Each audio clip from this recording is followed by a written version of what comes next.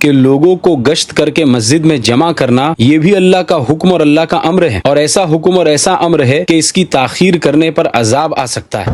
گشت کر کے مسلمان کو مسجد میں جمع کرنا اللہ کا ایسا امر ہے، اللہ تعالیٰ کا ایسا حکم ہے کہ اس میں تاخیر اگر ہو گئی تو اللہ تعالیٰ کا عذاب آ جائے گا۔ حامدوں و مسلیوں و مسلمہ USA ورلڈ تبلیغی اجتماع میں مولانا سعد صاحب کاندھلوی نے لاکھوں کے مجمع میں ایک حدیث بیان کی اور اس میں جھوٹ ملایا۔ پھر اس اجتماع کے بعد اور بھی بہت سے اجتماعات میں مولانا سعد صاحب نے اسی طرح اس حدیث کو بیان کر کے جھوٹ ملایا۔ چونکہ مولانا سعد صاحب نے ایک بدعتی نظریہ بنا لیا ہے کہ لوگوں کو جمع کر کے مسجد میں لانا یہ ایک واجب عمل ہے، اور یہ اتنا ضروری ہے کہ اگر اس میں تاخیر ہو گئی تو اللہ کی طرف سے عذاب آ جائے گا۔ اب اسی بدعتی نظریے کو ثابت کرنے کے لیے مولانا سعد صاحب نے حدیث میں جھوٹ ملایا اور دن دہاڑے لاکھوں کے مجمع میں جھوٹ ملایا۔ تو ہم نے مولانا سعد صاحب کا رد کیا اور اس پر ویڈیوز بھی بنائیں۔ تو بعض وہ علماء جو مولانا سعد صاحب کے معتقدین ہیں انہوں نے ہم پر اشکال کیا اور مولانا سعد صاحب کے قول کی تعویلات بعیدہ اور فاسدہ کرنے کی کوشش کی۔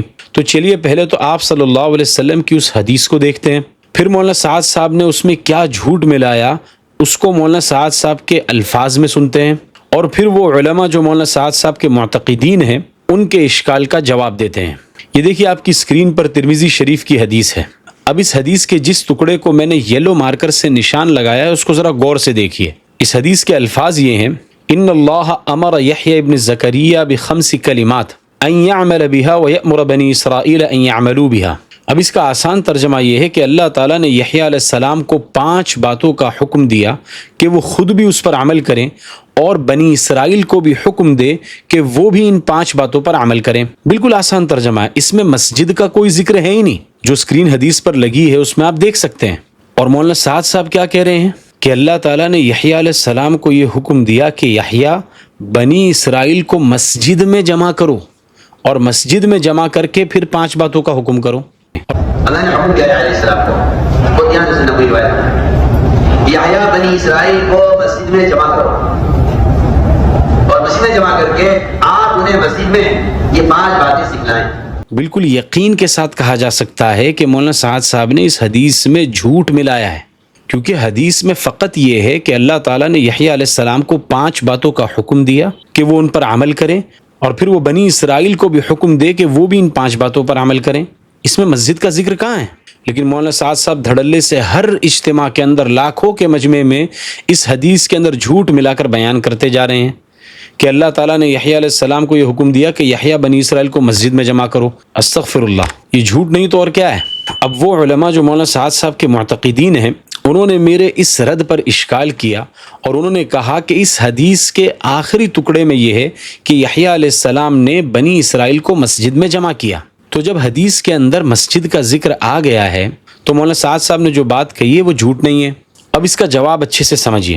ہم کہتے ہیں کہ ٹھیک ہے، چلو مان لیا کہ حدیث کے آخری ٹکڑے میں مسجد کا ذکر ہے کہ یحییٰ علیہ السلام نے بنی اسرائیل کو مسجد میں جمع کیا، ہم اس سے انکار نہیں کرتے، لیکن پھر بھی ہم کہتے ہیں کہ مولانا سعد صاحب نے حدیث میں جھوٹ ملایا ہے۔ وہ کیسے؟ اب سمجھو۔ دیکھیے کلام جو ہوتا ہے اس کے کچھ مراتب ہوتے ہیں۔ کبھی تو کلام مرتبہ بشرط شے میں ہوتا ہے، کبھی کلام مرتبہ بشرط لا شے میں ہوتا ہے، اور کبھی کبھی کلام مرتبہ لا بشرط شے میں ہوتا ہے۔ میں دوبارہ دہراتا ہوں، کبھی ایسا ہوتا ہے کہ کلام یہ شرط الشے کے درجے میں ہوتا ہے، اور کبھی شرط لا شے کے درجے میں ہوتا ہے، اور کبھی لا بشرط شے کے درجے میں ہوتا ہے۔ ان تینوں کو مثال سے سمجھو، پھر حدیث سمجھ میں آئے گی۔ پہلے مرتبہ بشرط شے کا مطلب سمجھو۔ مثال کے طور پر زید ایک خطیب ہے، اور وہ جگہ جگہ جا کر خطابت اور تقریر کی خدمت انجام دیتے ہیں۔ ان سے کسی نے کہا کہ آپ کو ہمارے یہاں بھی آ کر تقریر کرنا ہے، تو زید نے کہا کہ میں آپ کے یہاں پر تقریر کرنے کے لیے تو آؤں گا، لیکن شرط میری یہ ہے کہ میں آپ سے 10,000 روپے لوں گا۔ اس کو کہتے ہیں کلام بشرط شے، یعنی زید نے تقریر کرنے کو ایک شرط پر موقوف کر دیا کہ اگر آپ 10,000 روپے دیں گے تو میں تقریر کرنے کے لیے آؤں گا۔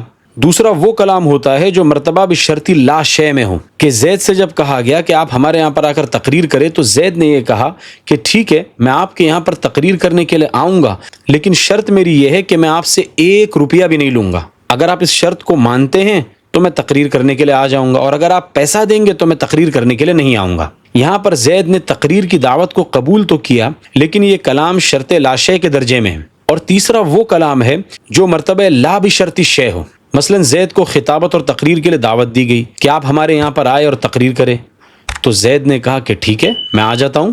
اب یہاں پر زید نے نہ تو روپیہ لینے کی شرط لگائی اور نہ یہ کہا کہ میں اس شرط پر آؤں گا کہ آپ مجھے روپیہ نہ دیں. یعنی زید نے تقریر اور خطابت کی جو دعوت تھی اس کو مطلق رکھا.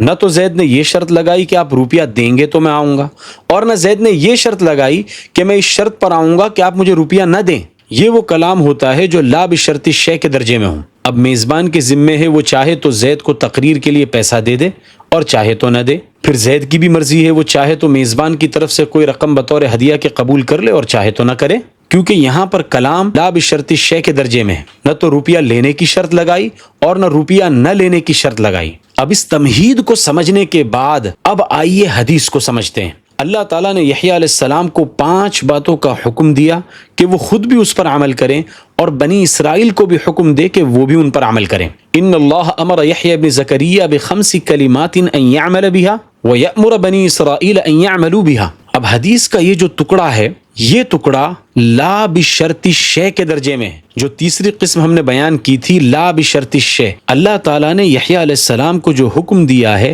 نہ تو اس میں یہ شرط لگائی کہ یحییٰ تم بنی اسرائیل کو مسجد میں جمع کر کے ہی ان 5 باتوں کا حکم کرنا، اور نہ یہ کہا کہ یحییٰ تم بنی اسرائیل کو مسجد میں جمع نہ کرنا بلکہ مسجد کے علاوہ کہیں اور ہی جمع کر کے ان 5 باتوں کا حکم کرنا. نہ تو اس حکم کی ادائیگی کو مسجد پر موقوف کیا اور نہ اس حکم کی ادائیگی کے لیے غیر مسجد کو ضروری قرار دیا. اللہ نے اپنے کلام کو مطلق رکھا کہ یحییٰ بنی اسرائیل کو ان 5 باتوں کا حکم کرو. لیکن مولانا سعد صاحب نے کیا کیا؟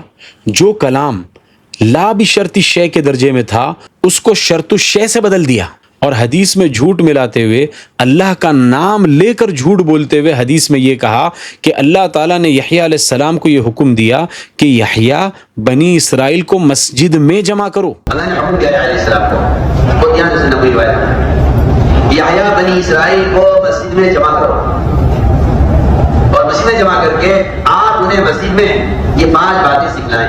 یہ کہاں ہے حدیث کے اندر؟ اب رہا یہ اشکال کہ یحییٰ علیہ السلام نے تو خود لوگوں کو مسجد میں جمع کیا ہے، تو چونکہ کلام لا بشرط الشیء کے درجے میں تھا یعنی مطلق تھا، یحییٰ علیہ السلام بنی اسرائیل کو کہیں بھی جمع کر کے یہ حکم دے سکتے تھے یا بغیر جمع کیے فردن فردن بھی حکم دے سکتے تھے. اس وجہ سے جب کلام مطلق تھا تو یحییٰ علیہ السلام نے جو لوگوں کو مسجد میں جمع کیا ہے یہ ہمارے خلاف بالکل بھی نہیں ہوا، کیونکہ کلام لا بشرط الشیء کے درجے میں تھا. یحییٰ علیہ السلام لوگوں کو مسجد میں بھی جمع کر سکتے تھے اور غیر مسجد میں جمع کر کے بھی ان 5 باتوں کا حکم کر سکتے تھے. تو یحییٰ علیہ السلام کا لوگوں کو مسجد میں جمع کرنا یہ ہمارے خلاف تو ہوا ہی نہیں. ہاں مولانا سعد صاحب کے خلاف ضرور ہے، کیونکہ مولانا سعد صاحب نے ایک مطلق حکم کو مقید کر دیا. اللہ تعالیٰ کا حکم جو مطلق تھا لا بشرط الشیء کے درجے میں تھا اس کو شرط الشیء سے بدل دیا کہ مسجد میں جمع کرو. پھر مولانا سعد صاحب اس پر رکے نہیں، آگے اس حدیث کے اندر جو وعید کا ذکر آ رہا ہے وہ وعید جو عدم امتثال امر پر موجہ تھی، یعنی وہ وعید اس وقت آتی جبکہ یحییٰ علیہ السلام بنی اسرائیل کو ان 5 باتوں کا حکم نہ کرتے. یعنی وعید تو موجہ تھی عدم الامر ب5 کلمات پر، اس کو مولانا سعد صاحب نے موڑ دیا اور عدم جمع الناس فی المسجد پر موجہ کر دیا. گشت کر کے مسلمان کو مسجد میں جمع کرنا اللہ کا ایسا امر ہے، اللہ تعالیٰ کا ایسا حکم ہے کہ اس میں تاخیر اگر ہو گئی تو اللہ تعالیٰ کا عذاب آ جائے گا. حدیث تو یہ کہہ رہی ہے کہ وعید اس وقت ہوگی جبکہ یحییٰ علیہ السلام ان 5 باتوں کا بنی اسرائیل کو حکم نہ کریں، اور مولانا سعد صاحب کہہ رہے ہیں کہ وعید اس وقت آئے گی جب آپ لوگوں کو مسجد میں جمع کر کے نہ لائیں. یہ جھوٹ نہیں تو کیا ہے؟ یہ حدیث میں تحریف نہیں تو کیا ہے؟ اچھا، پھر بعض لوگوں نے یہ بھی کہا کہ مولانا سعد صاحب اصل میں حدیث کا مفہوم بیان کر رہے ہیں، چونکہ حدیث کے آخر کے اندر مسجد کا ذکر ہے، اس وجہ سے مولانا سعد صاحب نے بطور مفہوم کے اس کو شروع میں بھی بیان کر دیا. جس طرح کہ بہت سارے لوگ بیان کرنے سے پہلے کہتے ہیں کہ حدیث پاک کا مفہوم ہے اور پھر حدیث بیان کرتے ہیں. تو ہم یہ کہتے ہیں کہ جو لوگ یہ کہتے ہیں حدیث پاک کا مفہوم ہے اور پھر حدیث بیان کرتے ہیں تو ایسے لوگوں کو مفہوم بول کر مفہوم بیان کرنے ہی کی اجازت ہے. آپ مفہوم بول کر غیر مفہوم بیان کریں گے تو اس کی اجازت تھوڑی ہے. اور مجھے یہ بات سمجھ میں نہیں آتی ہے کہ مولانا سعد صاحب جو احادیث کی شرح کرتے ہیں یا مفہوم بیان کرتے ہیں تو احکام عامہ مطلقہ کی شرح امور خاصہ مقیدہ سے کیوں کرتے ہیں؟ احکام عامہ مطلقہ کی شرح احکام عامہ مطلقہ سے کیوں نہیں کرتے؟ احکام عامہ مطلقہ کا اگر ذکر ہے حدیث کے اندر تو اس کا مفہوم جب آپ بیان کرو گے تو احکام عامہ مطلقہ سے ہی بیان کرنا پڑے گا۔ یہ کیا بات ہوئی کہ حدیث کے اندر تو احکام عامہ مطلقہ ہیں اور مولانا سعد صاحب شرع اور مفہوم کے نام پر احکام خاصہ مقیدہ ثابت کریں؟ اسی لیے بات کو سمجھیے، بدعتیوں کا یہ بنیادی ہتھیار ہوتا ہے کہ وہ احکام عامہ مطلقہ سے امور خاصہ مقیدہ ثابت کرتے ہیں، ورنہ ان کی بدعت ثابت کیسے ہوگی؟ ذالک ذکریٰ للذاکرین، یہ نصیحت ہے نصیحت ماننے والوں کے لیے۔ ھذا وصلی اللہ علیہ وسلم۔